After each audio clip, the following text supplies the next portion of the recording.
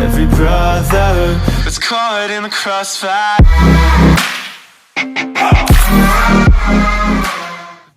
Scary Story to Tell in the Dark is a new 2019 film that was released last week and is a horror film based off the 3 original young adult novels, and tells a story of a group of kids who find this book in an abandoned house, and this book releases a bunch of stories in a way, and these stories are terrorizing these children. The monster from those stories are haunting these kids, trying to basically do creepy shit with them, and it is kind of it's basically the same plot as Goosebumps, except with much more horrific monsters.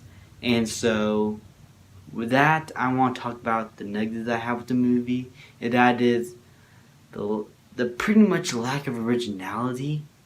I mean, the movie is overall, I will say, a really good experience, but we've seen this story before, and it's basically just a recycled plot from Goosebumps, and I can't help but having to feel some of the same beats as Goosebumps, and that kind of disappointed me. Aesthetically and in a directorial sense, it is much different, and you could argue that one is family and one is for much older audience, that they're different movies.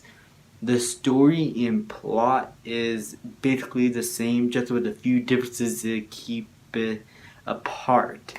And so with that, I would say that this movie kind of was a bit of a disappointment, but overall I will say that it is still an enjoyable movie with a lot of good scares. The directing and atmosphere of each of the sequences playing out with the monsters and the kid, including a really gross hair in the cheek scene. The movie gets you in a good way, and it doesn't really back down from its horror stuff, especially for a PG-13 movie. I was surprised how much they were able to get away with, and that's saying a lot.